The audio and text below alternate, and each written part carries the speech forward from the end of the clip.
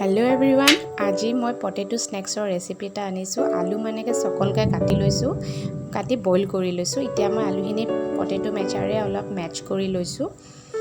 धुनियाके match करलाम एटु अति सहज आरो कम समयते बनावा पारा सबरे काने इभिनिंग स्नैक्स टाइप्सर खाबोले बर ভাল লাগে খাই টেস্টি আপোনালোকে এনেকে বনাই ট্রাই কৰিবচোন মই আলুখিনি ধুনিয়াকে পিটিকি লৈছো তাত মই নিমখ দিছো আৰু অলপ মই মেগি মছলা দিছো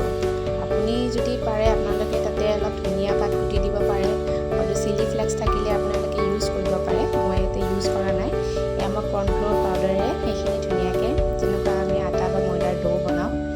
সেম তেনেকে এইখিনি সানি ধুনিয়াকে মই ডো বনাই লওঁ আপোনালোকে পৰিমাণ অনুযায়ী বস্তুখিনি দিব মই ডো বনোৱাৰ পিছত মই হাতত অকমান ৰিফাইন অইল সানি লৈছো তেতিয়া হাতত লাগি নধৰে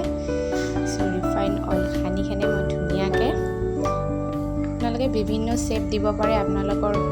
মন পছন্দৰ শেপ দিব পাৰে মই দীঘলীয়া কৰি মানে এনে আৰু ড্ৰাম ষ্টিক টাইপ আৰু এটা সাইজ দি লৈছো এখিনি ৰিফাইনত মই ফ্ৰাই কৰিছো ধুনিয়াকে ফ্ৰাই কৰি লৈছো ফ্ৰাই কৰি এয়া সসৰ সৈতে পৰিবেশন এয়া চাক আমাৰ ছোৱালীজনী কি টিপ দি ৰাখাইছে ভিডিওটো ভাল লাগিলে লাইক শেয়াৰ সাবস্ক্ৰাইব কৰিব